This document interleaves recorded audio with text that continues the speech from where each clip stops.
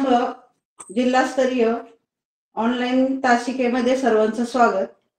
मी संगीता प्रकाश चव्हाण, माझे शाळेचं नाव आहे जिल्हा परिषद प्राथमिक शाळा खांडके आणि गेल्या आठवड्याभरापासून म्हणजेच 1 ऑक्टोबर पासून आपण या ठिकाणी प्रश्नपत्रिका सोडवण्याचा सराव या ठिकाणी घेत आहोत आणि त्यातूनच मी या ठिकाणी जुलै 2022 ची प्रश्नपत्रिका घेत आहे।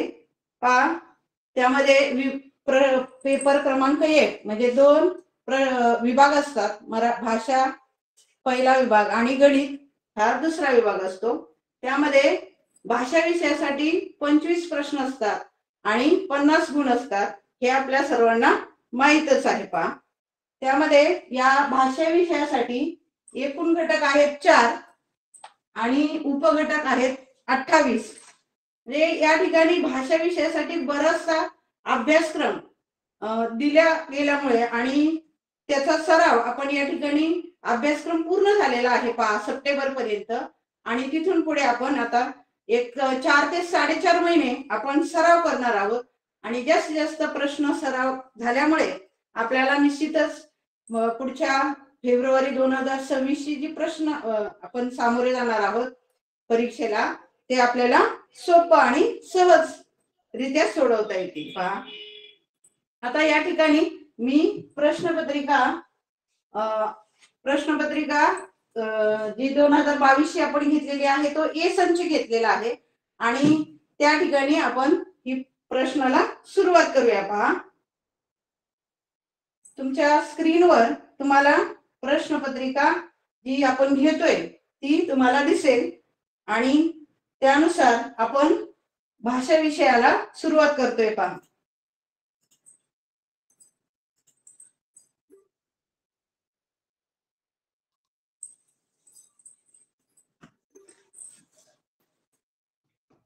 या ठिकाणी विभाग पहिला मराठी, प्रश्न क्रमांक 1 ते 3 साठी सूचना दिलेली आहे।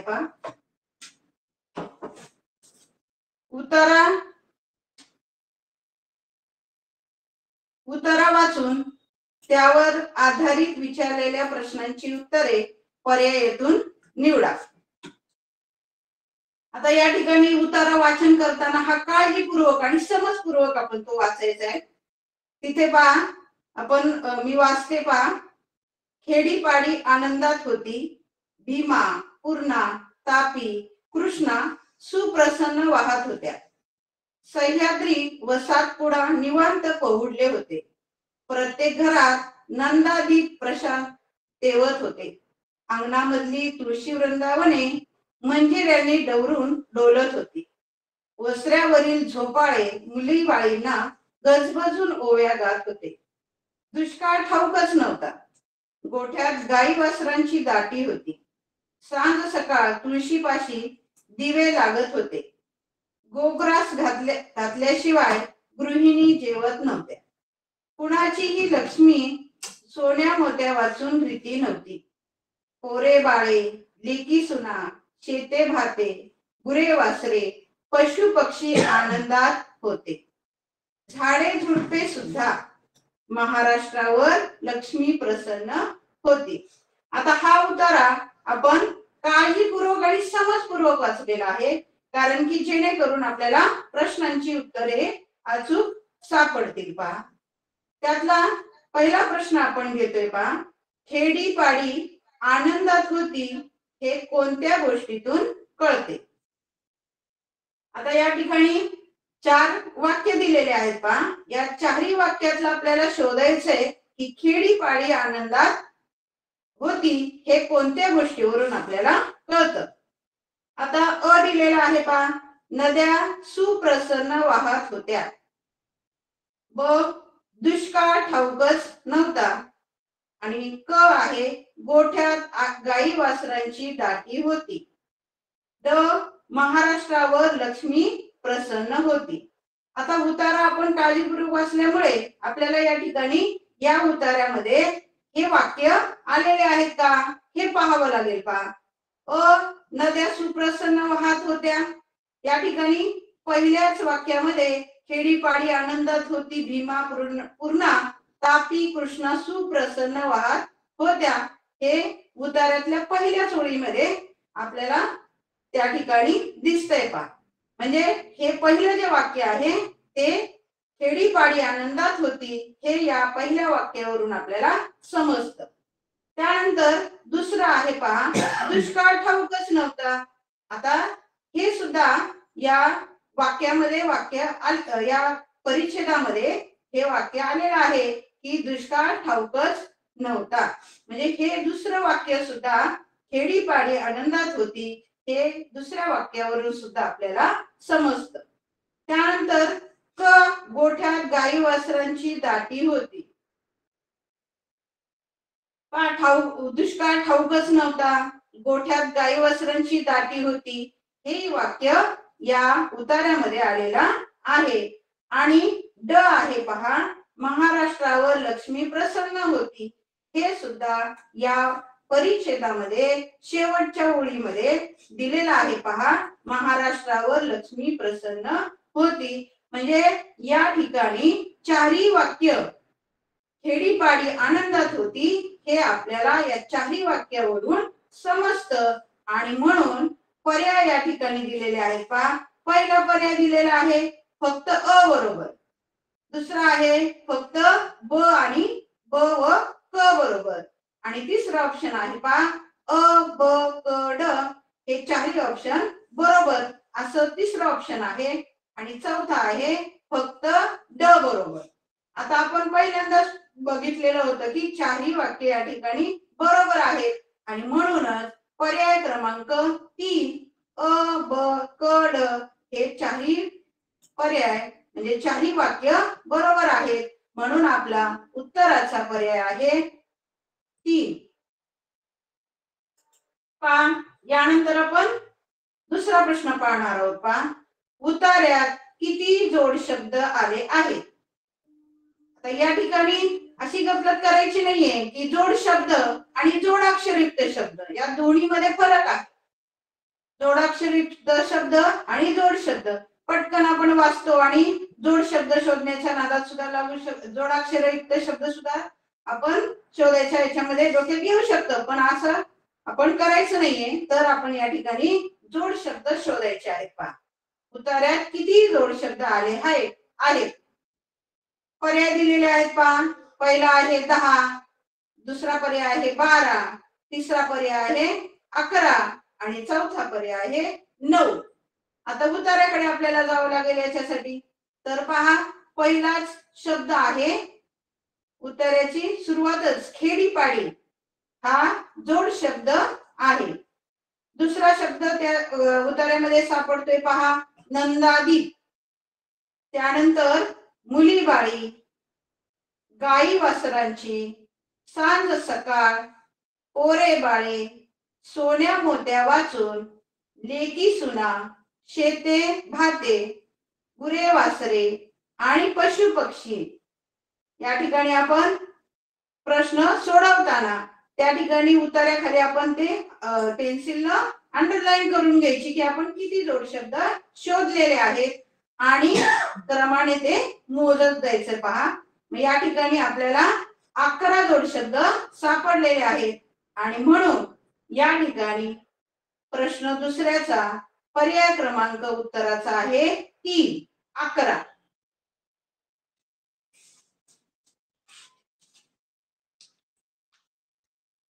पुढचा प्रश्न पाहूया. पहा, प्रश्न क्रमांक 3, गोग्रास या शब्दाचा खालीलपैकी अर्थ कोणता.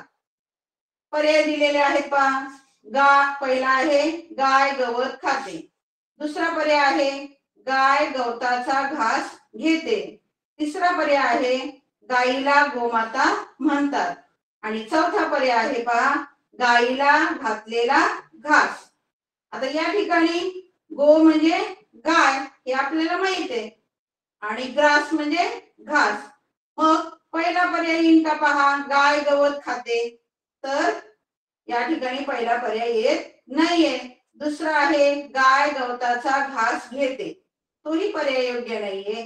गाईला गोमाता म्हणतात हे सुद्धा बरोबर नाहीये. तर चौथा पर्याय पहा, गाईला घातलेला घास म्हणजेच काय तर गोग्रास. आणि म्हणून या ठिकाणी पर्याय क्रमांक 4 हे आपल्या उत्तराचा पर्याय योग्य आहे. त्यानंतर प्रश्न क्रमांक 4 ते 6 साठी सूचना. आता या ठिकाणी आपल्याला खालील कविता वाचून त्यावर आधारित विचारलेल्या प्रश्नांची उत्तरे पर्यायातून निवडा. आता ही कविता आपल्याला सुरुवातीला वाचून घ्यावी लागेल. पहा, रंग रंगोल्या सान सानुल्या गवत फुला रे गवत फुला, असा कसा रे मला लागला सांग तुझा रे तुझा लळा, मित्रा संगे माळावरती पतंग उडवीत फिरताना, तुला पाहिले गवतावरती झुलता झुलता हसताना, विसरून गेलो पतंग नभीचा विसरून गेलो मित्राला, पाहून तुझला हरखून गेलो अशा तुझ्या रे रंग कळा, हिरवी नाजूक रेशीम पाती दोन बाजूला सळसळती, निळ निळुली एक पाकळी पराग पिवळे झगमगती, तळी पुन्हा अनगोजीर वाणी लाल पाकळी झुलती रे, पुन्हा हे रंग पाहता भान हरकुनी गेले रे, वारा घेऊन रूप सानुले खेळ खेळतो झोपाळा, रात्री इवली होऊन म्हणते अंगाईचे गीत तुला, मलाही वाटे लहान होऊन तुझ्याहूनही लहान रे, तुझ्या संगती सदा राहावे विसरून शाळा घर सारे.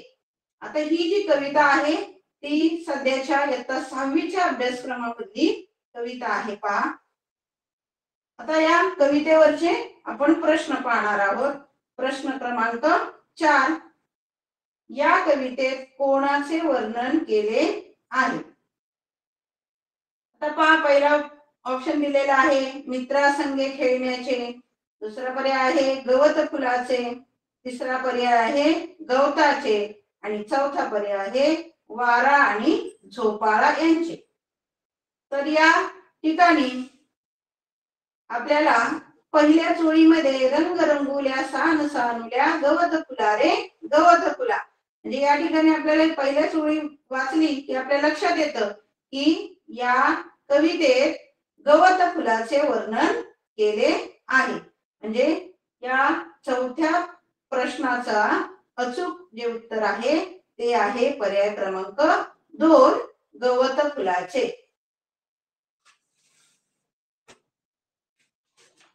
पुढचा प्रश्न पाहूया. पहा, प्रश्न क्रमांक 5, कवितेत आलेल्या विशेषण आणि नाम यांची बरोबर जोडी कोणती, असा प्रश्न या ठिकाणी विचारलेला आहे. पहा, पहिला पर्याय दिलेला आहे लाल पाकळी, दुसरा आहे निळे पराग, तिसरा पर्याय आहे इवली पाती आणि चौथा पर्याय आहे पहा काळी रात्र.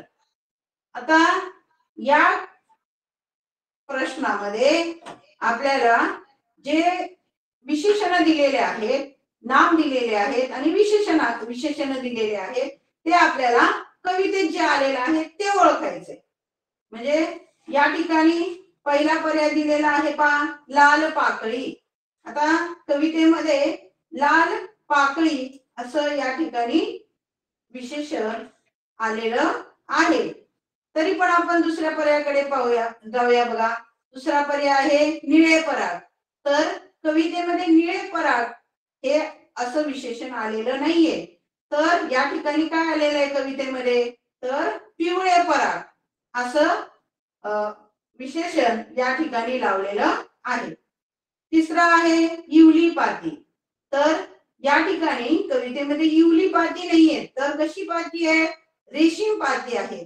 म्हणजे पाती आहेत पण त्याला विशेषण जे लावलेलं आहे कवितेमध्ये ते रेशीम पाती या प्रकारचं विशेषण लावलेलं आहे. आणि चौथा जो पर्याय आहे काळी रात्र. तर या ठिकाणी काळी रात्र नसून ती इवली रात्र असा या ठिकाणी उल्लेख केलेला आहे. आणि म्हणून हे जे उरलेले तिन्ही ऑप्शन आहेत ते चुकीचे आहेत आणि जो पहिला ऑप्शन आहे की लाल पाकळी हे उत्तर अचूक आहे आणि म्हणून आपल्याला या 5व्या प्रश्नाचं जे अचूक उत्तर आहे ते लाल पाकळी हे आहे. त्यानंतर पुढचा प्रश्न पहा, 6वा प्रश्न आपण घेतोय.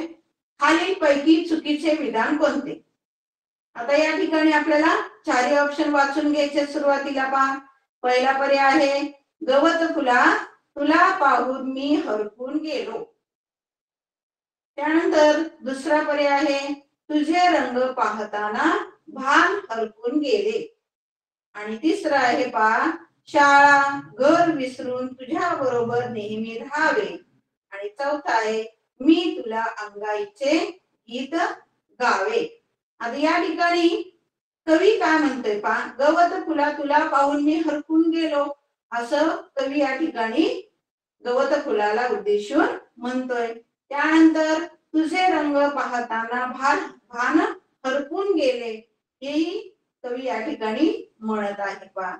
आणि शाळा घर विसरून तुझ्या बरोबर नेहमी राहावे असे या ठिकाणी कवी म्हणजे कवितेमध्ये आलेलं आहे. आणि मी तुला अंगाईचे गीत गावे हे मात्र कवी म्हणत नसून कोण म्हणतंय तर रात्र इवली होऊन म्हणते अंगाईचे गीत तुला.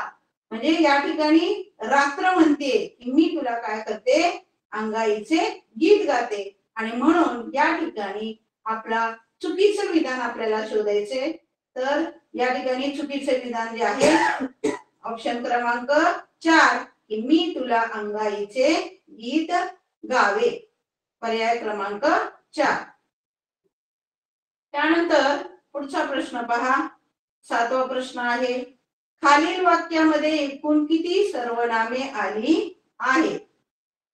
त्यासाठी आता आपल्याला वाक्य आधी वाचून घेऊया. ती त्याला म्हणाली मी तुला त्या घराजवळून येताना पाहिले म्हणून आम्ही थांबलो. आता सर्वनाम आपल्याला माहिती आहे, आपण सगळा अभ्यास केलेला आहे. सर्वनाम कशाला म्हणतो तर या ठिकाणी ती हे एक सर्वनाम आहे पहा, त्याला, त्यानंतर मी, तुला आणि आम्ही असे आपल्याला या ठिकाणी 5 सर्वनाम दिसत आहेत. आणि म्हणून या ठिकाणी ऑप्शन दिलेले आहेत पहा, पहिला आहे 5, दुसरा आहे 6, तिसरा आहे 4 आणि चौथा पर्याय आहे 7. पण या प्रश्नाचं उत्तर येते 5. सर्वनाम पहा, ती, त्याला, मी, तुला आणि आम्ही असे 5 सर्वनाम या ठिकाणी दिलेले आहेत. आणि आपल्या 7व्या प्रश्नाचं अचूक उत्तर आहे पर्याय क्रमांक 1, 5. त्यानंतर पुढे पहा, 8वा प्रश्न वचनानुसार गटाशी जुळणारे पद पर्यायातून निवडा. आता वचन आपल्याला माहिती आहे एक वचन आणि अनेक वचन. मग आता वचनानुसार गटाशी जुळणारं पद आपल्याला निवडायचे. इथं शब्द दिलेले आहेत पहा, घडा, सडा, खडा असे 3 शब्द दिलेले आहेत. मग आता घडा हा शब्द कसा आहे, एक वचनी आहे की अनेक वचनी आहे हे आपल्याला आधी जाणून घ्यावं लागेल. घडा हा एक वचनी शब्द आहे कारण की अनेक वचनी घडे असं होतं, म्हणून हा घडा एक वचनी आहे. सडा हा सुद्धा एक वचनी आहे आणि खडा हा सुद्धा एक वचनी शब्द आहे. आणि मग आता आपण पर्यायाकडे जाऊयात. पहा, पर्याय दिलेले आहेत. पहिला पर्याय घोडा, दुसरा पर्याय आहे कडे, तिसरा पर्याय आहे झाडा आणि चौथा पर्याय आहे माळ. आता आपण पटकन घडा सगळ्याला काने दिलेले आहेत म्हणून ऑप्शन क्रमांक 3 वर जायचं नाहीये. तर आपण आधीच आपण या ठिकाणी प्रश्नाचं हे केलेले पहा, वचनानुसार आपल्याला पर्याय ओळखायचा आहे. आता घडा, सडा आणि खडा हे एकवचनी शब्द आहेत आणि बाकीचे पहा बघू, घोडा हा एकवचनी शब्द आहे, कडे, कडा, कडे म्हणजे हा अनेकवचनी शब्द आहे, झाडा, झाडचं आपण झाडे असं होतं आणि म्हणून पर्याय क्रमांक 3 हे चुकीचं आहे पहा. आणि चौथा आहे माड, हे सुद्धा चुकीचं आहे. आणि आपल्याला एकवचनी शब्द सापडलेला आहे या ठिकाणी पर्याय क्रमांक 1 घोडा. आणि 8व्या प्रश्नाचं उत्तर येतं मग पर्याय क्रमांक 1 घोडा. पुढचा प्रश्न पहा, प्रश्न क्रमांक 9. खालील पैकी भविष्यकाळी वाक्य कोणते? पर्याय बघूया. पहिला पर्याय आहे मधुरा पाणी पिते. दुसरा पर्याय आहे माझे जेवण झाले. तिसरा पर्याय आहे मी चांगले भाषण करेन. आणि चौथा पर्याय आहे पहा तो गावाला गेला होता. आता आपल्याला काळ माहिती आहे कारण की आपण काळ इंग्रजीमध्ये पण शिकतोय आणि मराठीमध्ये पण येते पहा काळाची वाक्य. आणि म्हणून या ठिकाणी पहिला जो पर्याय आहे मधुरा पाणी पिते हे कोणत्या काळातलं वाक्य आहे? तर मधुरा पाणी पिते हे वर्तमान काळी वाक्य आहे पहा. दुसरं आहे माझे जेवण झाले. आता झाले आपण म्हणजे क्रियापदावरून आपण काळ ओळखतो पहा. करतो, वाचतो, केला, गेला, झाले, होईल, जाणार अशी जी क्रियापद आहेत त्या क्रियापदावरून आपण कोणतं वाक्य म्हणजे कोणत्या वाक्य हे कोणत्या काळातलं आहे हे आपल्याला समजतं. आणि मग या ठिकाणी तिसरा पर्यायाकडे आपण जाऊया पहा मी चांगले भाषण करेन. आता आपल्याला करेन हे भविष्यकाळी क्रियापद असल्यामुळे पर्याय क्रमांक 3 हे वाक्य भविष्यकाळी आहे. आणि चौथं जे आहे तो गावाला गेला होता हे वाक्य भूतकाळी आहे.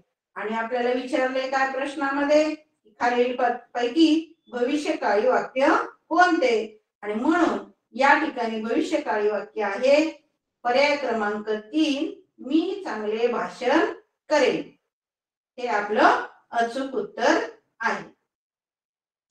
त्यानंतर पुढचा प्रश्न पाहूया.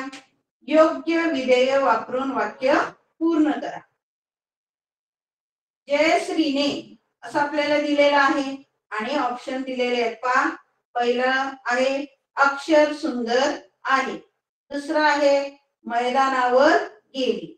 आणि तिसरा पर्याय आहे इकडे ये. चौथा आहे छान कविता केली. आता आपण हे वाक्य म्हणजे जे दिलेला शब्द आहे त्याला पहिलं वाक्य लावून पाहूया पहा. जयश्रीने अक्षर सुंदर आहे असं आपण म्हणतो का? तर नाही. या ठिकाणी असं असतं जयश्रीचे अक्षर सुंदर आहे तर हे विधान बरोबर असतं पण हे चुकीचं आहे. त्यानंतर दुसरं आहे जयश्रीने मैदानावर गेली असं आपण म्हणत नाही. तर काय म्हणू आपण? जयश्री मैदानावर गेली. पण या ठिकाणी जयश्री असं नाहीये तर जयश्रीने असल्यामुळे हे दुसरा पर्याय सुद्धा चुकीचा आहे. त्यानंतर तिसरं पहा जयश्रीने इकडे ये असं पण आपण म्हणत नाही. त्याच्यामुळं हे सुसंगत वाक्य होत नाही. आणि त्याच्यामुळे पर्याय क्रमांक 3 सुद्धा या ठिकाणी चुकीचा आहे. त्यानंतर चौथ्याकडे जाऊया आपण. जयश्रीने छान कविता केली. बरोबर आहे. जयश्रीने छान कविता केली असं विधेय या ठिकाणी बरोबर झालेलं आहे. आणि म्हणून आपलं 10व्या प्रश्नाचं उत्तर आहे पर्याय क्रमांक 4 छान कविता केली. त्यानंतर पुढचा प्रश्न पहा. प्रश्न क्रमांक 11. पुढील पर्यायातून शुद्ध शब्द ओळखा. आता या ठिकाणी शुद्ध शब्द ओळखायचे आपल्याला. पर्याय दिलेले आहेत. पहिला आहे प्रार्थना. दुसरा पर्याय आहे प्रार्थना. आणि तिसरा आहे प्रार्थना. आणि चौथा आहे प्रार्थना. मग आता 4 इथं पर्याय दिलेले आहेत. त्यातले पहिला जो आहे प्रार्थना हे शुद्ध शब्द आहे हा. त्यानंतर दुसरा आहे प्रार्थना म्हणजे या ठिकाणी न बाणाचं घेतलेलं आहे त्याच्यामुळे तो चुकीचा आहे. आणि तिसरा आहे पहा या ठिकाणी प्रार्थना, म्हणजे हे पण चुकीचं आहे. आणि चौथा आहे प्रार्थना, या ठिकाणी रफार राहिलेला आहे, त्याच्यामुळं हा शब्द सुद्धा चुकीचा आहे. आणि मग आपलं अचूक जे उत्तर आहे, बरोबर जे उत्तर आहे, पर्याय क्रमांक 1 प्रार्थना. चला तर मग पुढचे प्रश्न घेऊया. प्रश्न क्रमांक 12 ते 14 साठी सूचना. आता या ठिकाणी संवाद दिलेला आहे पहा, तो संवाद आपण वाचून घेऊया. खालील संवाद वाचून विचारलेल्या प्रश्नांची उत्तरे पर्यायातून निवडा. आता संवाद पहा. मामा मामीला सांग पुढच्या महिन्यात 5 किंवा 6 तारखेला तुमच्याकडे येतोय. कोणाचा फोन होता ग गीता? आई दीप्तीचा फोन होता. आत्या, दीपू, दीप्ती सगळेच पुढच्या महिन्यात गावी येणार आहेत. अगं पुढच्या महिन्यात म्हणजे नक्की किती तारखेला येणार आहेत? अरेच्या, तारीखच विसरले ग मी. अगं लक्षात राहत नसेल तर लिहून ठेवावं. हो बाबा, लिहून ठेवले. हे बघा, 5 किंवा 6 तारखेला. बघ, बरं झालं ना लिहिलंच ते. अशा प्रकारचा हा संवाद आहे आणि या संवादावर आधारित 3 प्रश्न दिलेले आहेत पहा, 12 ते 14. हे तिन्ही प्रश्न आपल्याला या संवादावर आधारित आहेत पहा. 12वा प्रश्न आहे पहा, वरील संवादात किती व्यक्तींचा उल्लेख आहे? आता या ठिकाणी संवादावरचे जे प्रश्न असतात त्यामध्ये वेगवेगळ्या प्रकारचे प्रश्न विचारले जातात पहा. संवाद किती व्यक्तींमध्ये झाला, संवाद कोणत्या ठिकाणी झाला, त्यानंतर संवादाची वेळ कोणती होती, अशा अनेक प्रकारचे प्रश्न या संवादावर आधारित विचारले जातात. पण या ठिकाणी आपल्याला 12वा जो प्रश्न विचारलेला आहे तो कसा विचारलाय पहा. वरील संवादात किती व्यक्तींचा उल्लेख आहे?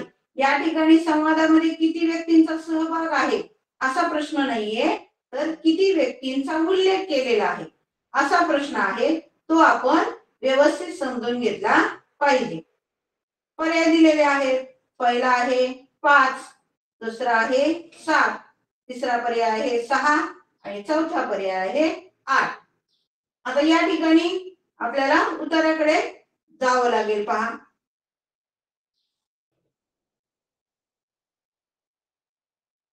संवादात किती व्यक्तींचा उल्लेख आहे? पहिला आहे पहा आपल्याला गीता, आई, आत्या, दीपू, दीप्ती आणि बाबा यांचा उल्लेख एवढ्या व्यक्तींचा काय इथं उल्लेख दिलेला आहे. आता तुम्ही म्हणाल बा मामा मामी पण दिसत आहेत आपल्याला या ठिकाणी, मामा मामी पण दिसत आहेत. पण जेव्हा आपण संवाद समजपूर्वक वाचू तेव्हा आपल्याला समजेल की मामा मामी जे आहे ते दीप्तीचे मामा मामी आहेत, म्हणजेच गीताचे आई बाबा आहेत. म्हणजे या ठिकाणी आई बाबा किंवा मामा मामी दोन्हीपैकी आपल्याला एक म्हणजे 2च घेता येतील. या ठिकाणी आपण जर मोजलं असं मामा मामी, गीता, आई, दीप्ती, आत्या असं जर आपण मोजत गेलो, बाबा, तर 8 व्यक्ती होतात. पण या ठिकाणी संवाद जर काळजीपूर्वक आपण वाचला तर आपल्या लक्षात येईल की मामा मामी जे आहेत ते दीप्तीचे आहेत आणि गीताचे आई बाबा आहेत. म्हणून या ठिकाणी 8 व्यक्ती ते होत नाहीत. तिथं आपल्याला फसवण्यासाठी किंवा आता त्याला स्कॉलरशिपच म्हणतात, म्हणून आपलं थोडंसं डोकं लावलं पाहिजे या ठिकाणी की हे 2 व्यक्ती आपल्याला मामा मामी किंवा आई बाबा हे एकदाच घ्यायचे आहेत. आणि म्हणून या ठिकाणी 6च व्यक्ती संवादामध्ये उल्लेख केलेला आहे. म्हणून पर्याय क्रमांक 3, 6 हे 12व्या प्रश्नाचं अचूक उत्तर आहे. त्यानंतर 13वा प्रश्न पहा. अरेच्या, तारीख विसरलेच ग मी असे गीता कोणाला म्हणाली? पर्याय पहा. पहिला आहे बाबा, दुसरा आहे आई, तिसरा पर्याय आहे आत्या आणि चौथा आहे दीप्ती.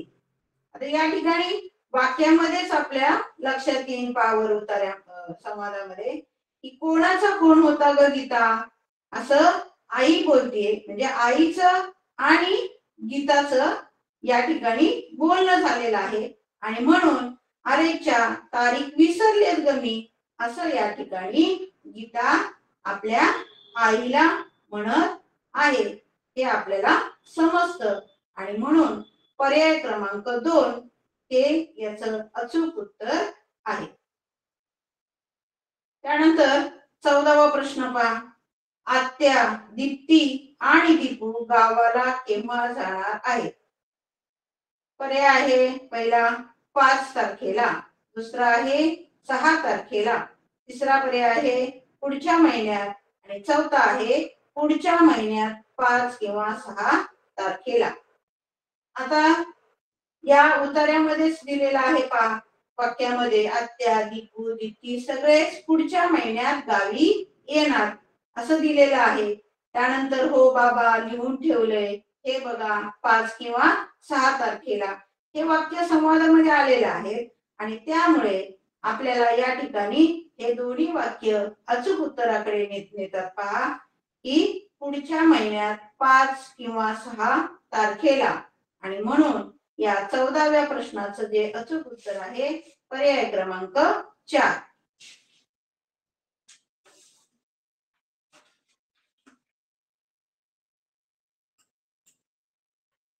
त्यानंतर पुढचा प्रश्न आपण पाहूया पहा. प्रश्न क्रमांक 15वा. चौकटीत दिलेल्या अक्षरापासून तयार होणाऱ्या म्हणीतील 5, 6 व 7 क्रमांकाची अक्षरे घेऊन येणाऱ्या शब्दाचा विरुद्धार्थी शब्द कोणता? प्रश्न नीट वाचून घ्या पहा. चौकटीत दिलेल्या अक्षरापासून तयार होणाऱ्या म्हणीतील 5, 6 व 7 क्रमांकाची अक्षरे घेऊन येणाऱ्या शब्दाचा विरुद्धार्थी शब्द कोणता?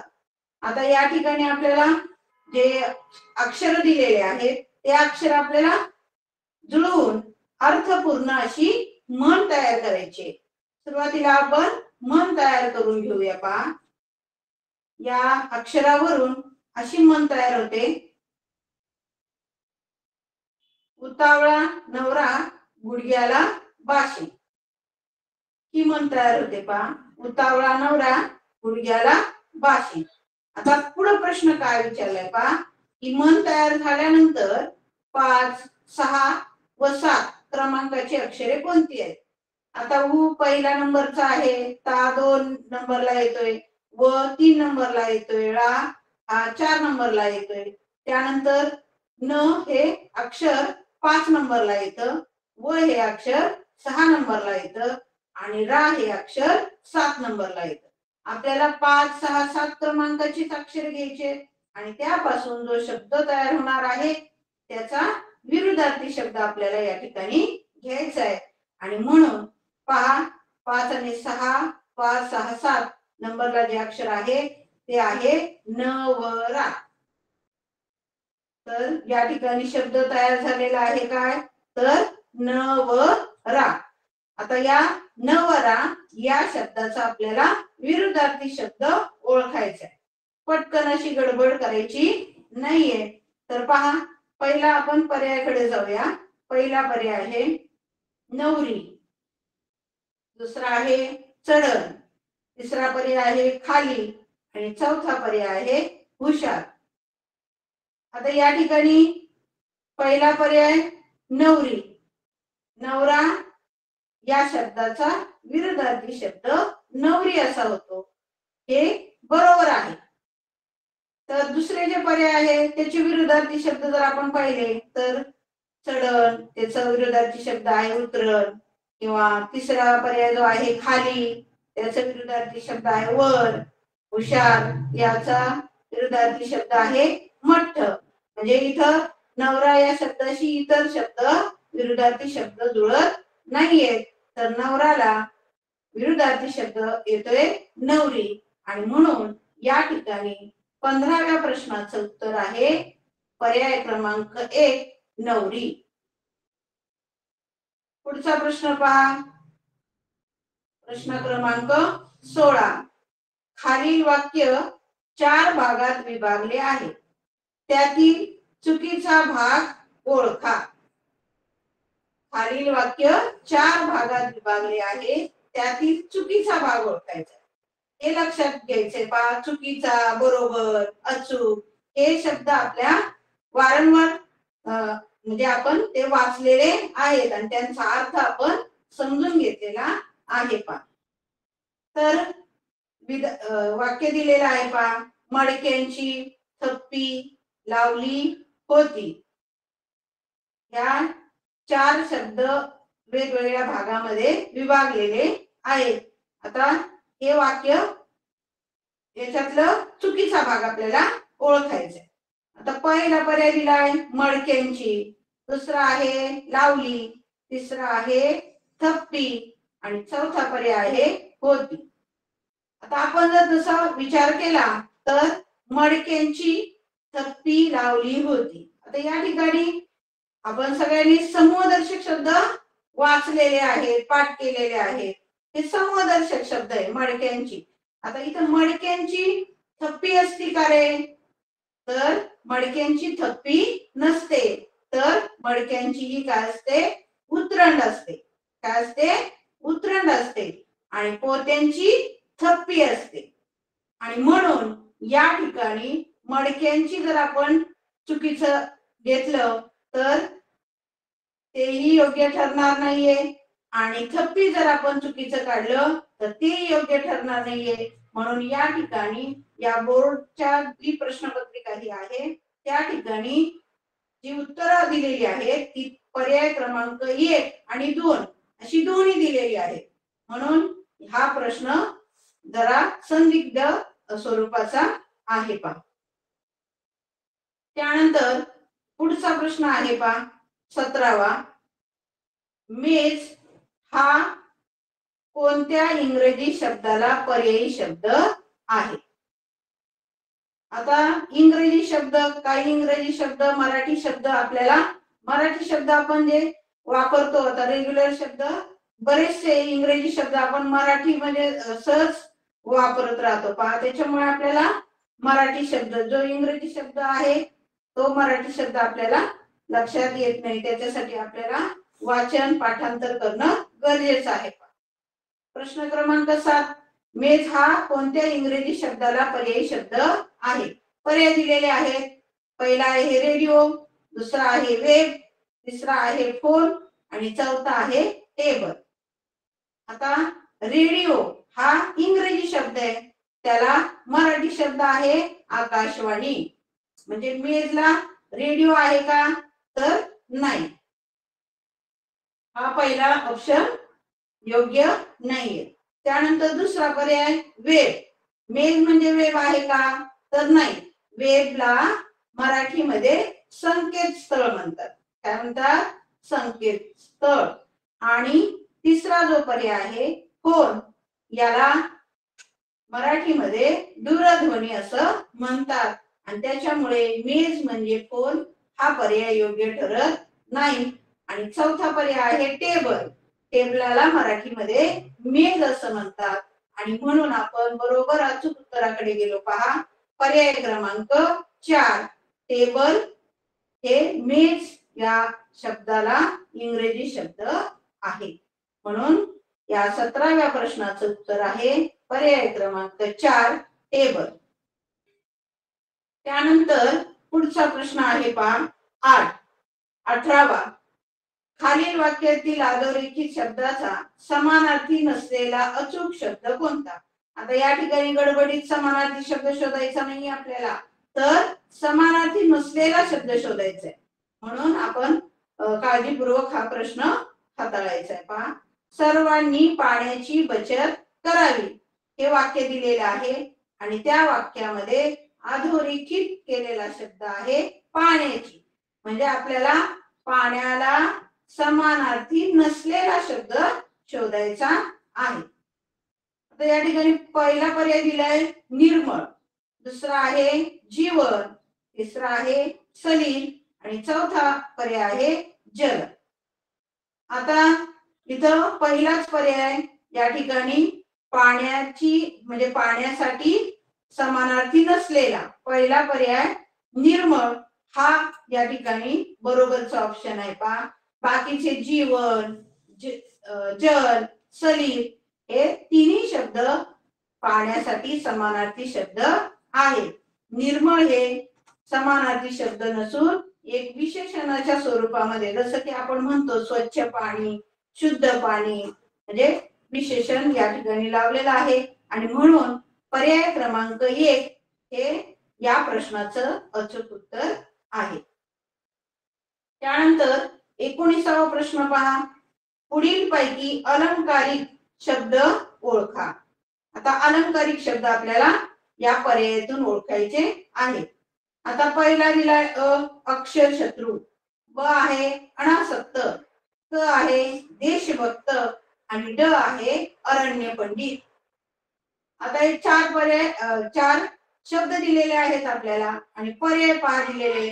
पहिला आहे फक्त अ, दुसरा पर्याय आहे फक्त ड, तिसरा पर्याय आहे फक्त अ आणि ड आणि त्या ठिकाणी चौथा पर्याय आहे फक्त ब आणि क. आता यामध्ये पहा अलंकारिक शब्द ओळखायचा आपल्याला. पहिला जो आहे अक्षर शत्रू. आता अक्षर शत्रू हा अलंकारिक शब्द आहे. आता अक्षर शत्रू म्हणजे काय, तर निरक्षर, अडाणी माणूस, म्हणजे त्याला अक्षरांची ओळख नाहीये, अशाला अक्षर शत्रू असं म्हणतात. आणि म्हणून या ठिकाणी अक्षर शत्रू हा अलंकारिक शब्द आहे. दुसरं जे ब दिलेला आहे पहा अनासक्त.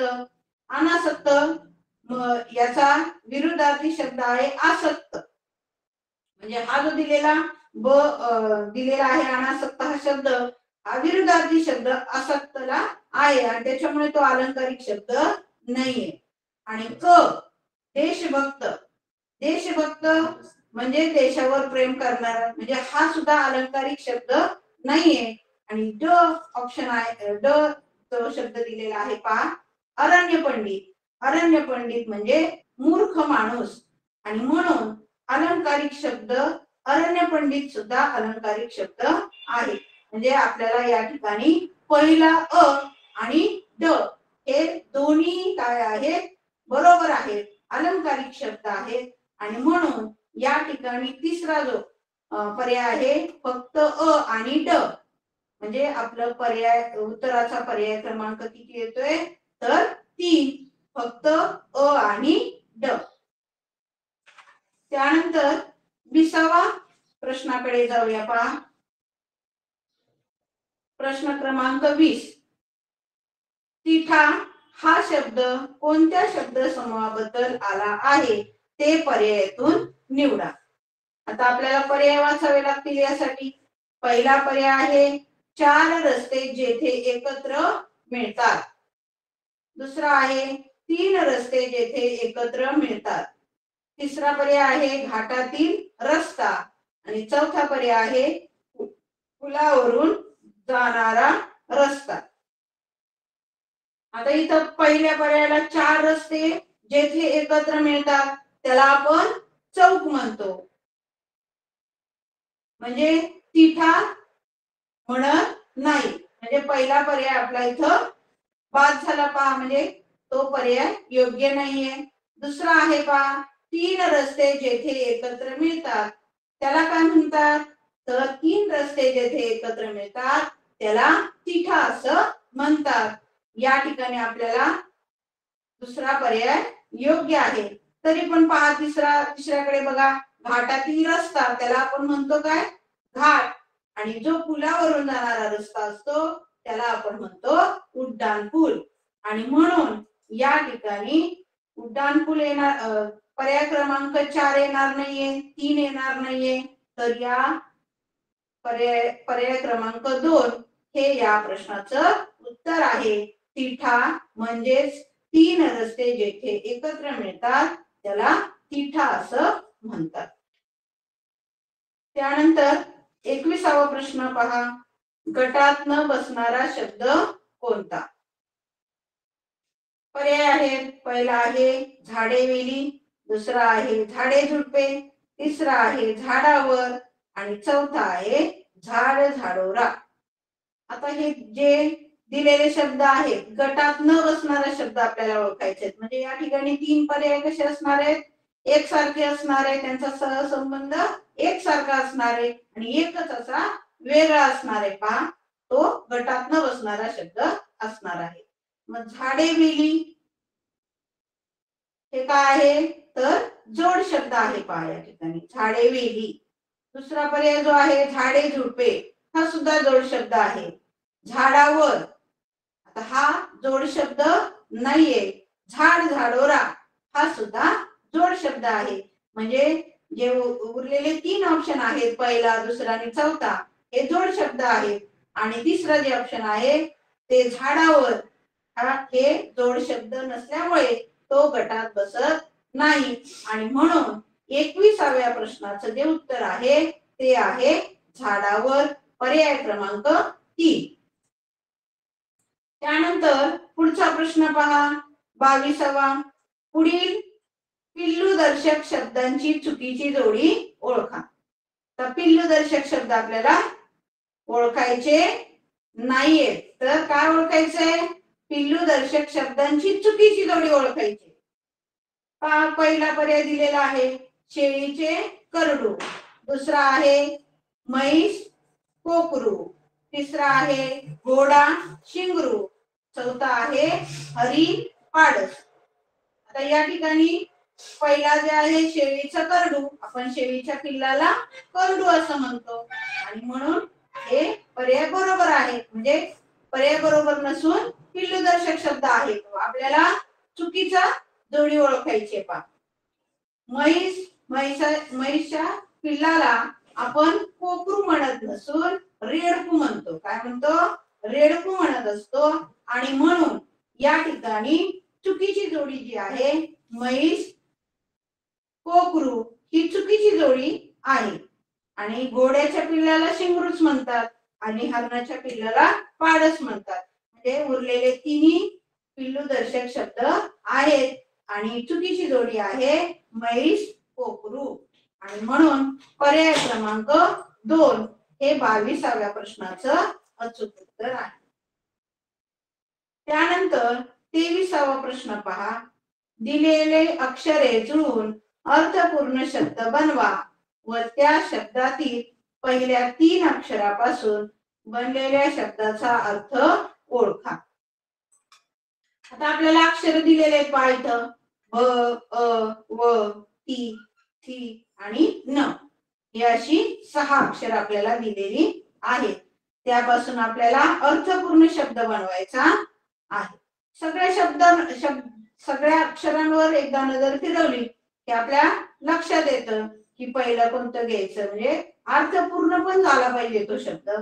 म्हणून या ठिकाणी आपण अर्थपूर्ण शब्द कसा होईल या अक्षरांची जुळवाजुळव करायची. पहा इथे कोणता शब्द तयार होईल पहा, तर या ठिकाणी अतिथी भवन हा शब्द तयार होतो. पहा कोणता होतोय, अतिथी भवन. आता आपल्याला शब्द तर आपण बनवलाय, पण पुढे काय विचारलंय आपल्याला, तर बनवलेल्या शब्दातील पहिल्या 3 अक्षरापासून बनलेल्या शब्दाचा अर्थ ओळखायचा. काय ओळखायचंय, अर्थ ओळखायचाय. आता अतिथी भवन हा आपण बनवलेला शब्द आहे आणि पहिले 3 अक्षर आहेत अतिथी, हे 3 अक्षर आहेत.